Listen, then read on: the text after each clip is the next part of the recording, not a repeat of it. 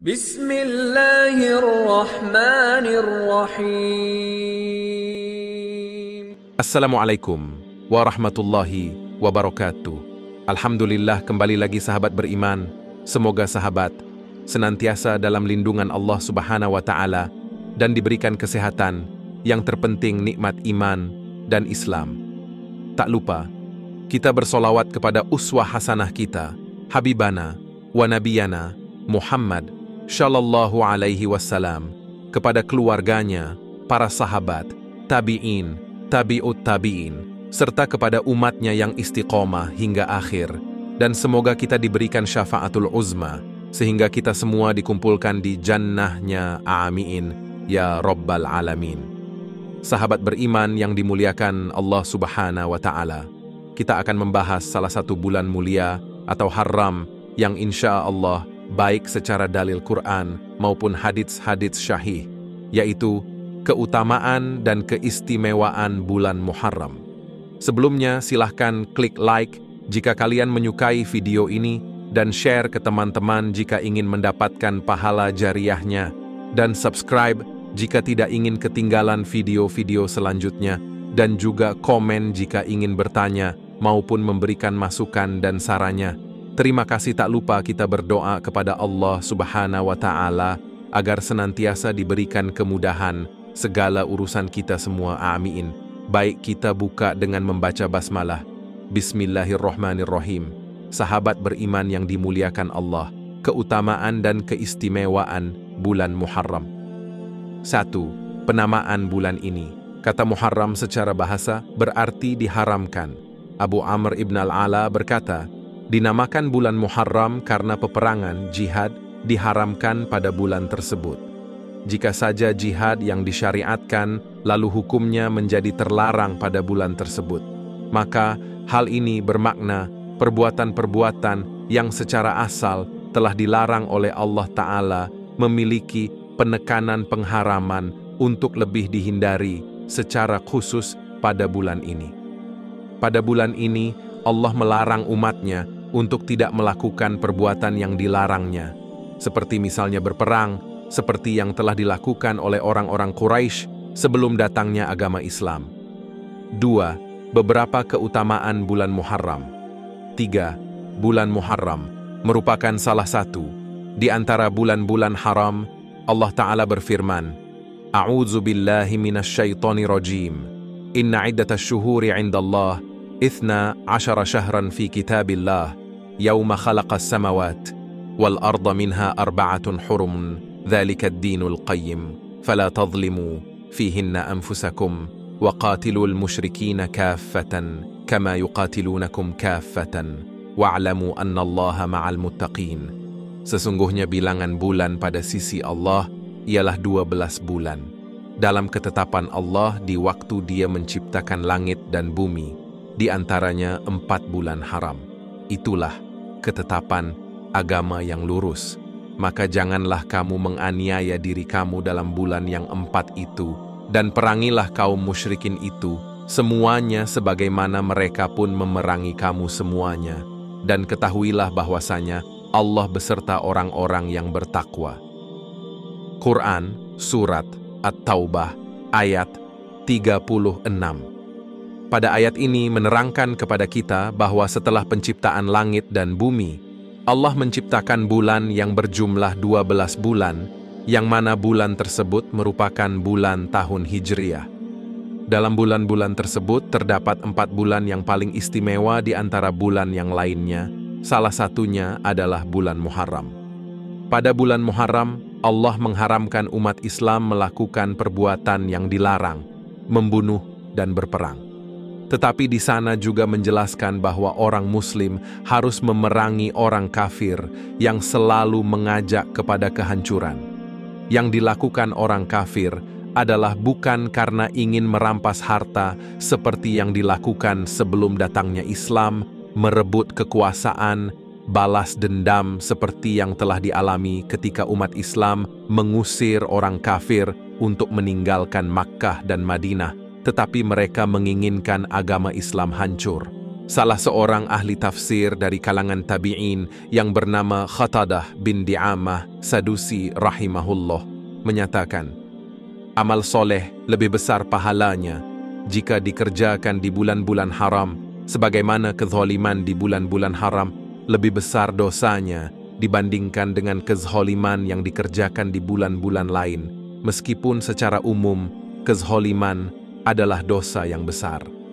Disinilah yang menjadi pokok pada bulan Muharram, bahwa diharamkan umatnya melakukan berperang atau membunuh pada bulan-bulan istimewa tersebut, karena apabila melanggarnya, maka dosanya akan dilipat gandakan dari bulan-bulan yang lain. Dengan adanya larangan tersebut, berarti Allah juga akan memberikan pahala bagi umatnya yang mengerjakan amalan seperti yang disunahkan. Dalam hadis yang diriwayatkan dari sahabat Abu Bakar radhiyallahu anhu, Rasulullah shallallahu alaihi wasallam menjelaskan keempat bulan haram yang dimaksud. Inna zamana qad istadara ka hay'atihi yawma khalaqallahu as-samawati wal arda as-sanah. 12 شهرا منها 4 حرم 3 متواليات ذو القعدة وذو الحجة والمحرم ورجب مضر الذي بين جمادى وشعبان. Sesungguhnya zaman itu berputar sebagaimana bentuknya semula di waktu Allah menciptakan langit dan bumi. Setahun itu ada 12 bulan, di antaranya terdapat 4 bulan yang dihormati, 3 bulan berturut-turut, Zulqa'dah, Zulhijjah, dan Muharram, serta 1 bulan yang terpisah, yaitu Rajab Mudhar, yang terdapat di antara bulan Jumadil Akhirah dan Sya'ban. Hadits riwayat Bukhari 3197 dan Muslim 1679. Para ulama bersepakat bahwa keempat bulan haram tersebut memiliki keutamaan dibandingkan dengan bulan-bulan yang lain selain Ramadan. Namun demikian, mereka berbeda pendapat. Bulan apakah yang paling afdal di antara keempat bulan haram yang ada? Imam Hasan al-Bashri rahimahullah dan beberapa ulama lainnya berkata, sesungguhnya Allah telah memulai waktu yang setahun dengan bulan haram, Muharram, lalu menutupnya juga dengan bulan haram, Zulhijjah, dan tidak ada bulan dalam setahun setelah bulan Ramadan yang lebih agung di sisi Allah melebihi bulan Muharram. 1. Bulan Muharram disifatkan sebagai bulan Allah. Ke-12 bulan yang ada adalah makhluk ciptaan Allah. Akan tetapi bulan Muharram meraih keistimewaan khusus karena hanya bulan inilah yang disebut sebagai Syahrullah, bulan Allah. Rasulullah shallallahu alaihi wasallam bersabda, "Afdalus siyami ba'da Ramadhan Syahrullahil Muharram wa afdalus salati ba'dal faridati salatul lail." Puasa yang paling utama setelah Ramadan adalah puasa di bulan Allah, yaitu Muharram. Sedangkan salat yang paling utama setelah salat fardu adalah salat malam. Hadits riwayat Muslim 11630 dari sahabat Abu Hurairah radhiyallahu anhu. Hadits ini mengindikasikan adanya keutamaan khusus yang dimiliki bulan Muharram karena disandarkan kepada lafzul jalalah, lafaz Allah.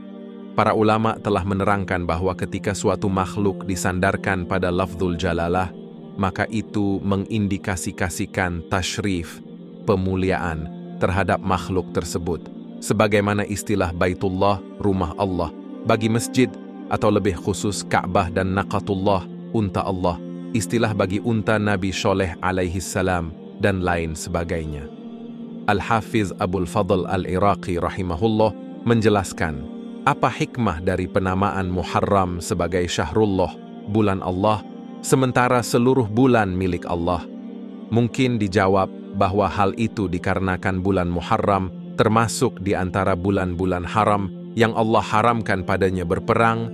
Di samping itu, bulan Muharram adalah bulan perdana dalam setahun, maka disandarkan padanya lafzul jalalah, lafaz Allah, sebagai bentuk pengkhususan baginya. Dan tidak ada bulan lain yang Nabi Muhammad sallallahu alaihi wasallam sandarkan kepadanya lafzul jalalah melainkan bulan Muharram. As-Suyuti mengatakan dinamakan Syahrullah sementara bulan yang lain tak mendapat gelar ini, karena nama bulan ini Al-Muharram, nama Islami. Berbeda DGN bulan-bulan lainnya. Nama-nama bulan lainnya sudah ada di zaman jahiliyah. Sementara dulu orang jahiliyah menyebut bulan Muharram ini DGN nama Syafar Awal. Kemudian ketika Islam datang, Allah ganti nama bulan ini DGN Al-Muharram, sehingga nama bulan ini Allah sandarkan kepada dirinya, Syahrullah. Bulan ini juga sering dinamakan Syahrullah Al-Asham, bulan Allah yang sunyi. Dinamakan demikian karena sangat terhormatnya bulan ini, karena itu tak boleh ada sedikit pun riak dan konflik di bulan ini. 2. Amalan yang dianjurkan di bulan Muharram. Sebagaimana telah disebutkan di atas dari perkataan Qatadah rahimahullah, bahwa amalan soleh dilipat gandakan pahalanya di bulan-bulan haram. Dengan demikian secara umum segala jenis kebaikan dianjurkan untuk diperbanyak dan ditingkatkan kualitasnya di bulan Muharram. Adapun ibadah yang dianjurkan secara khusus pada bulan ini adalah memperbanyak puasa sunnah.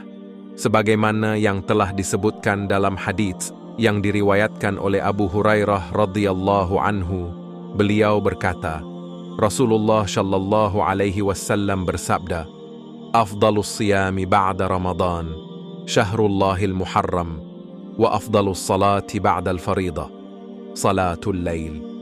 Puasa yang paling utama setelah Ramadan adalah puasa di bulan Allah, yaitu Muharram, dan salat yang paling utama setelah puasa wajib adalah salat Qiyamul Lail HR. Muslim 11.630. Puasa yang paling utama setelah Ramadan adalah puasa di bulan Allah, yaitu Muharram, dan salat yang paling utama setelah puasa wajib adalah salat Qiyamul Lail. Hadits riwayat Muslim 11.630. Mulla Al-Qari menyebutkan bahwa hadits di atas sebagai dalil anjuran berpuasa di seluruh hari bulan Muharram. Namun ada satu masalah yang kadang ditanyakan berkaitan dengan hadits ini, yaitu bagaimana memadukan antara hadits ini dengan hadits yang menyebutkan bahwa Nabi Shallallahu Alaihi Wasallam memperbanyak puasa di bulan Sya'ban yang menjadi bulannya Allah, bukan di bulan Muharram. Imam Nawawi rahimahullah telah menjawab pertanyaan ini. Beliau mengatakan, boleh jadi Rasulullah Shallallahu Alaihi Wasallam belum mengetahui keutamaan puasa Muharram kecuali di akhir hayat beliau, atau mungkin ada saja beberapa uzur yang menghalangi beliau untuk memperbanyak berpuasa di bulan Muharram, seperti beliau mengadakan safar atau sakit. Kemudian anjuran berpuasa di bulan Muharram ini lebih dikhususkan dan ditekankan hukumnya pada hari yang dikenal dengan istilah Yaumul Asyura, yaitu pada tanggal 10 bulan Muharram, Asyura.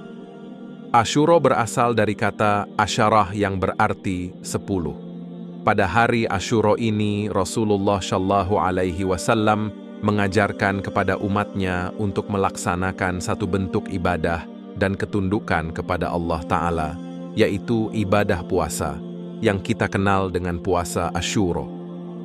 3. Hadits-hadits disyariatkannya puasa Asyura. Adapun hadis-hadis yang menjadi dasar ibadah puasa tersebut banyak, kami akan sebutkan di antaranya dengan pengklasifikasian sebagai berikut.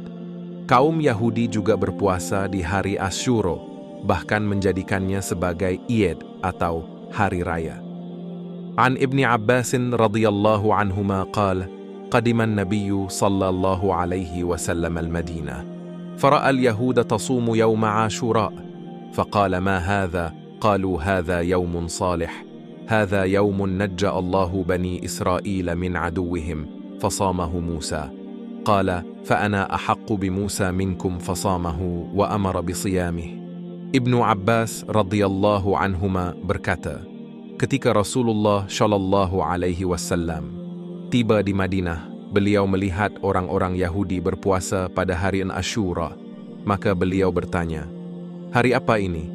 Mereka menjawab, ini adalah hari istimewa, karena pada hari ini Allah menyelamatkan Bani Israel dari musuhnya. karena itu Nabi Musa berpuasa pada hari ini. Rasulullah Shallallahu Alaihi Wasallam pun bersabda, "Aku lebih berhak terhadap Musa daripada kalian." Maka beliau berpuasa dan memerintahkan sahabatnya untuk berpuasa di tahun yang akan datang. Hadits riwayat Bukhari 1865 dan Muslim 1910. Hadits lain menjelaskan, An Abi Musa radhiyallahu anhu qala, kana yawmu Ashura yawman tu'azzimuhu al-yahud wa tattakhidhuhu 'ida. Faqala Rasulullah sallallahu alaihi wasallam sumuhu antum.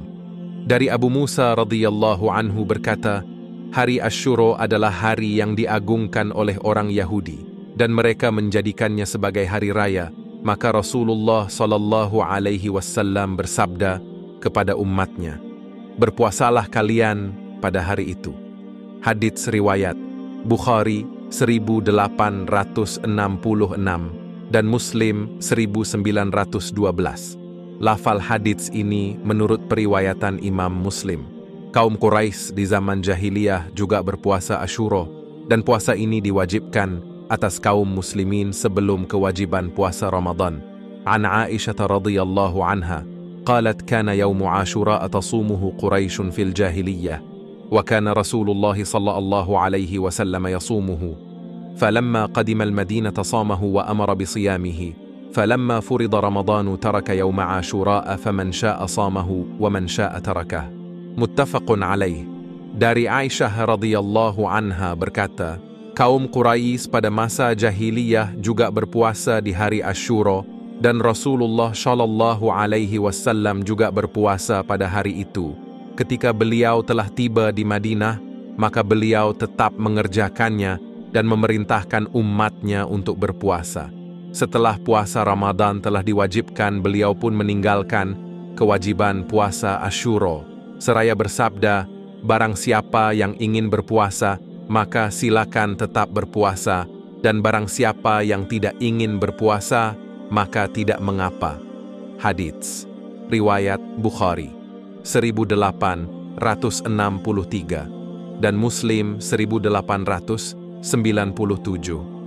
An Abdullah bin Umar radhiyallahu anhuma anna ahlal jahiliyyati kanu yasumuna yawma Ashura wa anna Rasulullah sallallahu alaihi وسلم صامه والمسلمون قبل أن يفترض رمضان فلما افترض رمضان قال رسول الله صلى الله عليه وسلم إن عاشوراء يوم من أيام الله فمن شاء صامه ومن شاء تركه.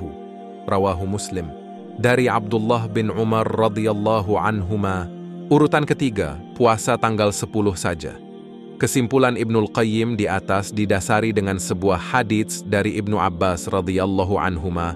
Rasulullah shallallahu alaihi wasallam bersabda, "Sumu yawma Ashura wa khalifu fihi al-yahud, sumu qablahu yawman aw ba'dahu yawman." Puasalah pada hari Asyura dan berbedalah dengan Yahudi dalam masalah ini. Berpuasalah sehari sebelumnya atau sehari sesudahnya.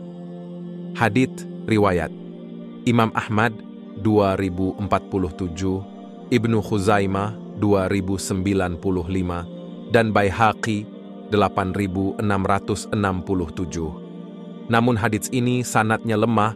Asy-Syaikh Al-Albani rahimahullah menyatakan hadits ini sanadnya lemah karena salah seorang perawinya yang bernama Muhammad bin Abdurrahman bin Abi Layla jelek hafalannya. Selain itu riwayatnya menyelisihi riwayat Atho bin Abi Rabah dan selainnya yang juga meriwayatkan dengan sanad yang syahih bahwa ini adalah perkataan Ibnu Abbas radhiyallahu anhuma sebagaimana yang disebutkan oleh Tahawi dan Baihaqi. Dalam pandangan yang lain, hadis yang lemah boleh dilaksanakan. Hal ini dikarenakan untuk memperkuat keimanan dan ketakwaan umatnya. Beredar dengan hadis yang menjelaskan tentang syariat, maka hadis yang lemah tidak diperbolehkan untuk dijadikan sebagai landasan atau dasar. Namun demikian, puasa sebanyak 3 hari, 9, 10, dan 11 Muharram, dikuatkan oleh para ulama dengan 2 alasan. 1. Sebagai kehati-hatian, yaitu kemungkinan penetapan awal bulannya tidak tepat. maka puasa tanggal 11-nya akan dapat memastikan bahwa seseorang mendapatkan puasa Tasu'a tanggal 9 dan Asyuro tanggal 10. 2. Dimasukkan dalam puasa 3 hari pertengahan bulan Ayyamul Bidh. Adapun puasa tanggal 9 dan 10, pensyariatannya dinyatakan dalam hadis yang syahih, di mana Rasulullah Shallallahu Alaihi Wasallam pada akhir hidup beliau sudah merencanakan untuk puasa pada tanggal 9, hanya saja beliau wafat sebelum melaksanakannya. Beliau juga telah memerintahkan para sahabat untuk berpuasa pada tanggal 9 dan tanggal 10 agar berbeda dengan ibadah orang-orang Yahudi. Sedangkan puasa pada tanggal 10 saja, sebagian ulama memakruhkannya, meskipun sebagian ulama yang lain memandang tidak mengapa jika hanya berpuasa Asyuro tanggal 10 saja. Wallahu alam bissawab. Secara umum, hadits-hadits yang terkait dengan puasa Muharram menunjukkan anjuran Rasulullah Shallallahu Alaihi Wasallam untuk melakukan puasa, sekalipun hukumnya tidak wajib, tetapi sunnah mu'akadah sangat dianjurkan. Dan tentunya kita sepatutnya berusaha untuk menghidupkan sunnah yang telah banyak dilalaikan oleh kaum muslimin.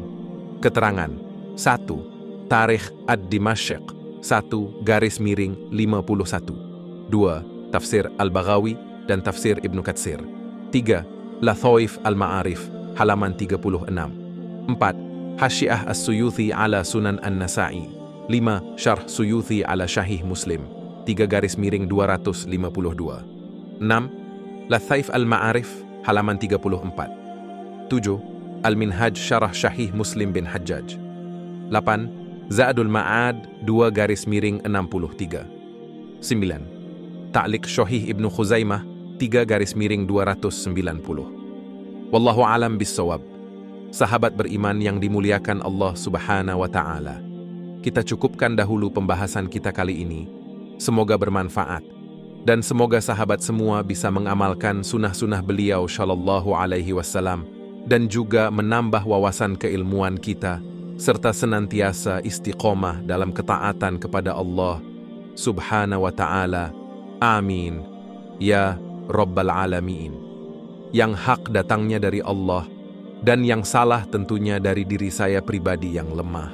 Semoga dimaafkan. Terima kasih. Saya tutup dengan membaca Astaghfirullahalazim. Alhamdulillahi Rabbil Alamin. Subhanaka Allahumma wa bihamdika.